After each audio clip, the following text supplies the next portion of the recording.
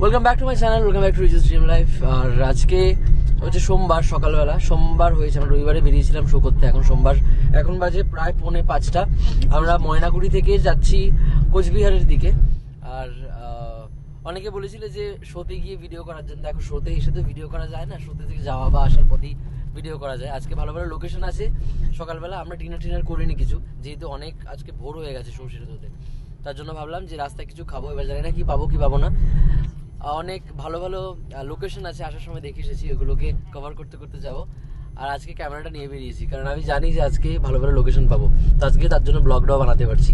পেছনে আছে অনুজা, প্রিয়াঙ্কা, এখানে আছে আমাদের এই রথের সারথীরা, রথের চালক প্রসেনজিৎ দা। আচ্ছা, রামসে রোড, ঠিক আছে, দেখা হচ্ছে।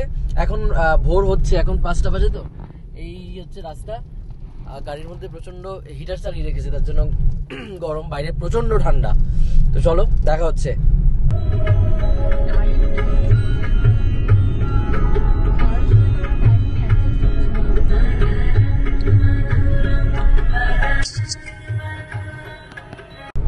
দাঁড়াও, এটা হচ্ছে আমাদের এই যে প্রসেনজিৎদার ফোনের পাসওয়ার্ড। হ্যাঁ, এটা আমি জানি। এই না 01, ঠিক আছে। এটা যে এতটাই ক্লোজ আমাদের সাথে হয়ে গেছে, ফোনের পাসওয়ার্ডও বলে দিয়েছি। এবার দেখবো ফোনে কি আছে। আমরা ধাপা পেয়ে গেছি, এখন খাবো আমরা ধাপা। ওরে কি ভালো দেখতে, ও ভাই কি ভালো দেখতে ধাপা। নাও ফোন নাও, ধাপায় ধাপাধাপি করে আস।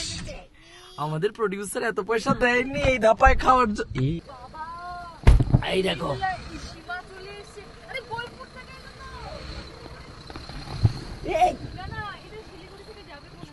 এই আসুন আসুন আসুন, ধাপায় যাবো, ধাপা।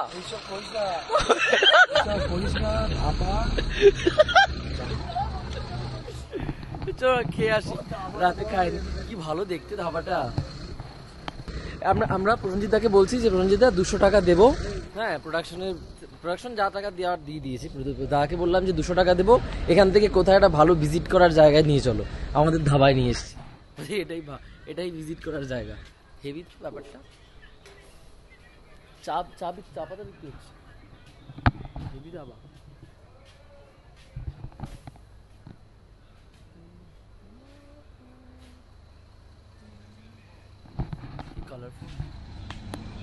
রাজস্থান পাকিস্তানে এসেছি, মনে হচ্ছে রাজস্থান পাকিস্তানে এসেছি। বড় বড় খাটিয়া পাতা, ওখানে বসে এসো।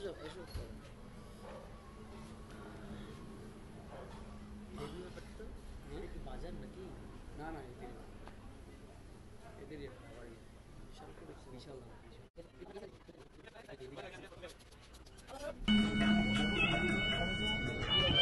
বহু প্রতীক্ষার পর আমাদের খাওয়ার এসেছে। প্লেন তরকা আর শেখা রুটি, তিনটে কিন্তু 6টা। এখানে আবার কি, এটা আচার। এই ভোরবেলা আচার ফাচার খেয়ে না আজকে হয় কারবার।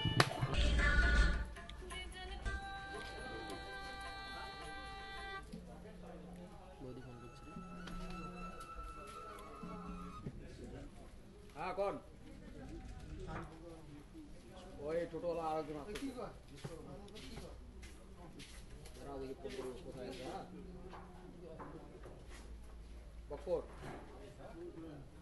আমি খেলাম 5টা রুটি 10 টাকা করে, মানে 50 টাকা। আর এখানে একটা ওরা হাফ তরকা দেয় না, ফুল তরকা ভেজ নিলাম, সেটা 130 টাকা।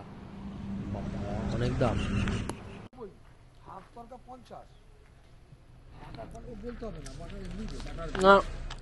আমরা ডিনার করলাম, এখন বাজে 5:45। আর এখান থেকে একটা ধূপ কিনলাম। কি ধূপ এটা?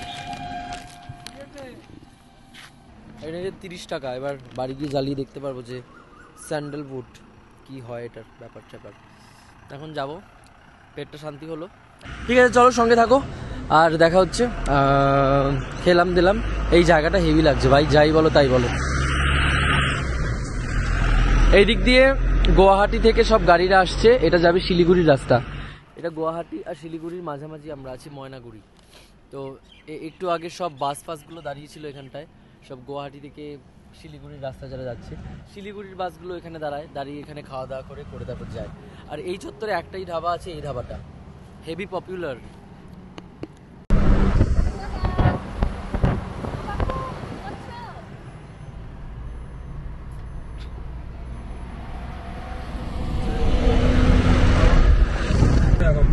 সূর্যটা ডিমের কুসুম একটা, ও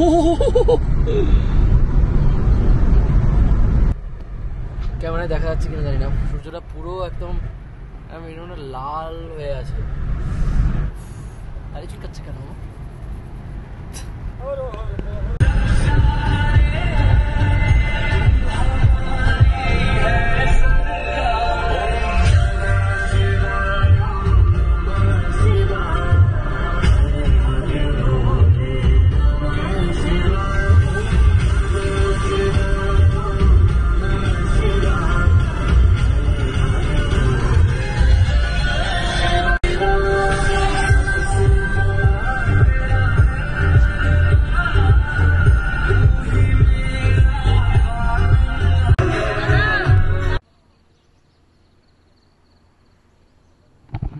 একটা ভালো দেখে রিল হয়ে যাবে নাকি? আমরা এখন ফালাকাটা চা বাগানে আছি, মানে আমি যাচ্ছি।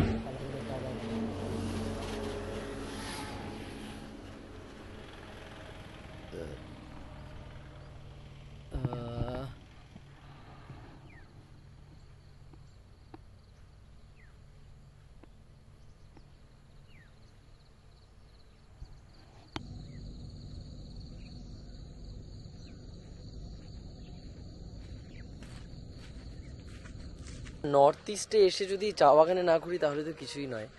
যাই হোক, আমার কপাল ভালো, মানে শো করতে বাড়ি ফেরার সময় আগেও একদিন চা বাগানে আমি ঢুকেছিলাম, চা বাগানে ভিডিও করেছিলাম, ক্যামেরা ছিল না, ফোনে।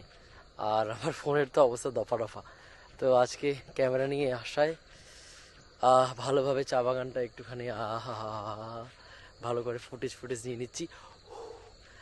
মানে ধোয়া বেরোচ্ছে আর কি।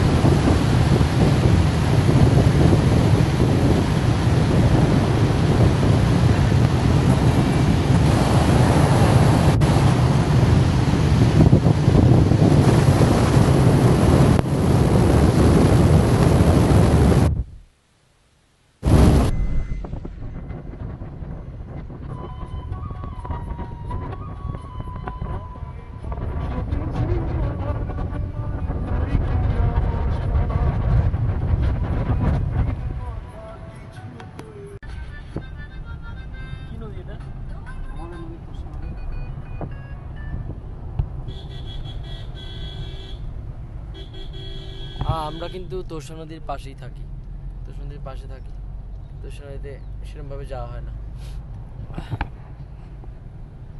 যাই হোক, আমরা কোচবিহারের রাজবাড়ির পেছন দিক দিয়ে যাচ্ছি তোষা নদী হয়ে, এখন একদম সোজা চলে যাবো হোটেলে। আর পারছি না, অনেকটা খাটনি হয়ে গেছে। যাই হোক, এই তো ফুল, কি ফুল মূল নাই এদিকে ফুল বিক্রি হয় না, কিছু হয় না। সারো। গুড মর্নিং সবাইকে, আরেকবার গুড মর্নিং। এই ব্লগটা এখানে শেষ করলাম। যারা ছোট্ট পুচকে পাড়া ব্লগটা দেখেছো, কোচবিহার থেকে যারা দেখছো, অনেকের সাথে আমার দেখা হয়েছে কোচবিহারের, বলছে ব্লগ দিচ্ছ না। যাই হোক, তো ভালো দেখো, সুস্থ দেখো, দেখা হচ্ছে একটা নতুন ব্লগে। ঘুমে চোখ পড়ে যাচ্ছে, তবুও সামনে বসেছি তো আমাকে জেগে থাকতে হচ্ছে। এই দেখো কত সুন্দর।